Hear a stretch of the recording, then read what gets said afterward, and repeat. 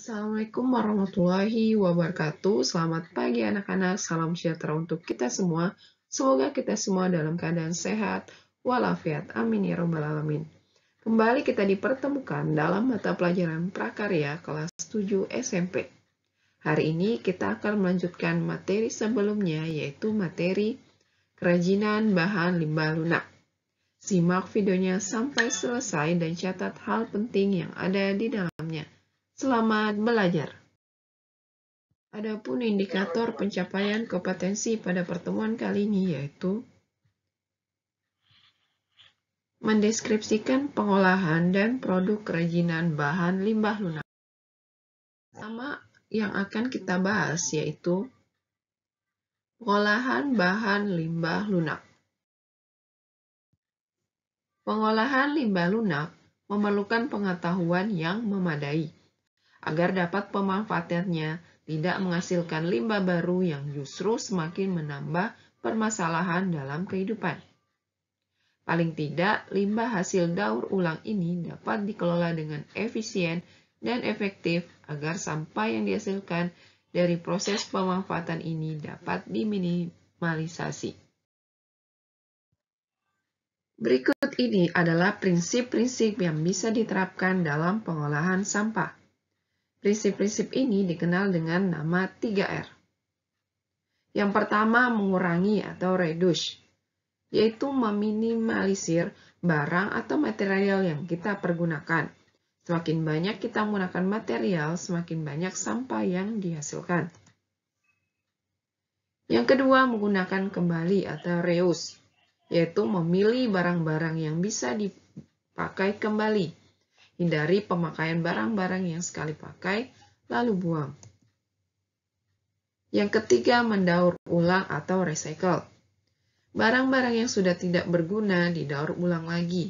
Tidak semua barang bisa didaur ulang, tetapi saat ini sudah banyak industri kecil dan industri rumah tangga yang memanfaatkan sampah menjadi barang lain.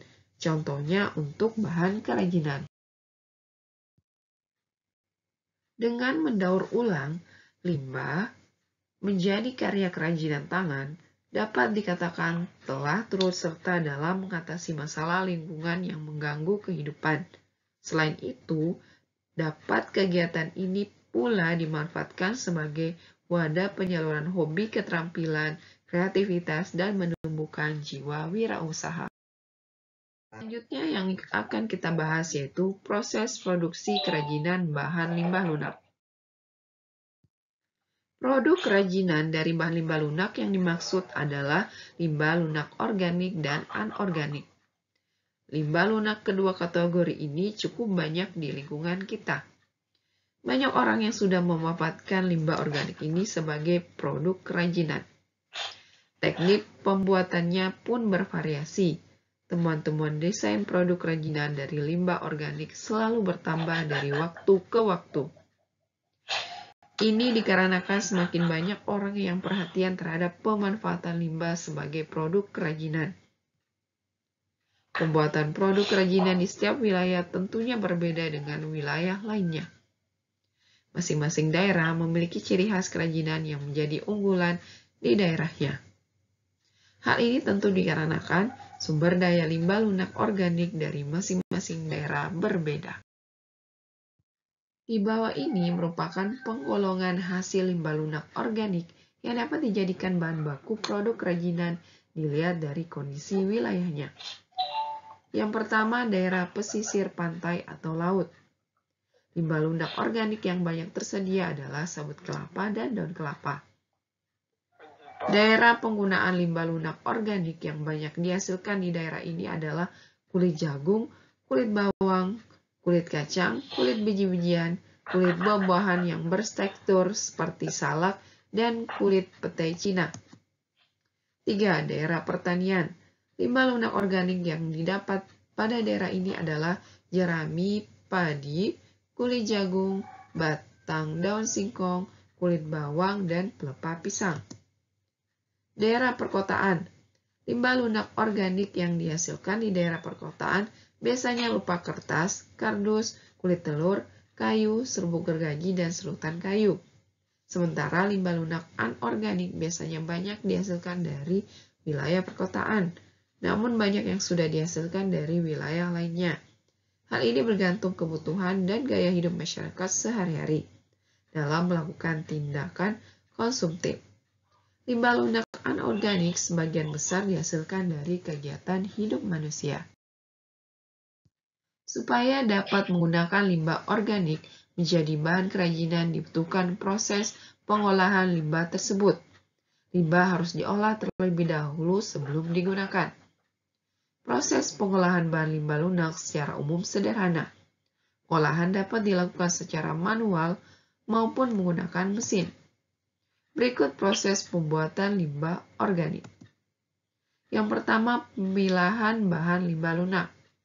Sebelum didaur ulang, bahan limbah organik harus diseleksi terlebih dahulu untuk menentukan bahan yang masih dapat dipergunakan dan yang sudah seharusnya dibuang. Pemilahan bahan dapat dilakukan secara manual dan disesuaikan dengan tujuan penggunaan bahan yang telah dirancang. Yang kedua, pembersihan limbah lunak. Limbah lunak yang sudah terseleksi harus dibersihkan dahulu dari sisa-sisa bahan yang telah dimanfaatkan sebelumnya. Misalnya saja kulit jagung. Kulit jagung harus dipisahkan dari tongkol dan rambutnya. Selanjutnya, apakah tongkol dan rambutnya juga akan didaur ulang atau tidak? Itu tergantung dari perancangan produk oleh si pengrajin. Yang ketiga, pengeringan. Bahan limbah lunak yang sifatnya basah harus diolah dengan cara dikeringkan di bawah sinar matahari langsung. Tujuannya agar kadar air dapat hilang dan bahan limbah dapat diolah dengan sempurna. Selanjutnya, pewarnaan bahan limbah lunak. Pewarnaan pada bahan limbah lunak yang sudah kering merupakan selera. Jika dalam desain diperlukan bahan limbah yang diberi warna, maka bahan limbah perlu diwarnai terlebih dahulu sebelum diproses sebagai produk kerajinan. Proses pewarnaan yang umum dilakukan pada bahan limbah organik basah adalah dengan cara dicelup atau direbus bersama zat warna tekstil agar menyerap. Ada pula yang diwarnai dengan cara divernis atau dipolitur dan dapat pula dicat dengan cat akrilik atau cat minyak. Yang kelima, pengeringan setelah pewarnaan. Setelah diberi warna, bahan limbah lunak harus dikeringkan kembali dengan sinar matahari langsung, agar warna bahan baku dapat kering sempurna, tidak mudah luntur. Selanjutnya, penghalusan bahan agar siap dipakai. Bahan limbah lunak yang sudah kering dapat di-finishing agar mudah diproses menjadi karya. Proses finishing juga berbagai macam caranya, seperti disetrika untuk limbah kulit agar tidak kusut, dapat pula digerinda atau diamplas. Dalam pembuatan produk kerajinan, perlu memahami dahulu seperti apa membuat karya yang berkualitas. Maka dalam proses penciptanya harus mengacu pada berbagai persyaratan. Oleh karena itu, ada pun syarat-syarat perancangan benda kerajinan sebagai berikut. Yang pertama, kegunaan atau utility. Benda kerajinan harus mengutamakan nilai praktis, yaitu dapat digunakan sesuai dengan fungsi dan kebutuhan. Contoh mangkuk untuk wadah sayur. Yang kedua, kenyamanan atau comfortable. Benda kerajinan harus menyenangkan dan memberi kenyamanan bagi pemakainya.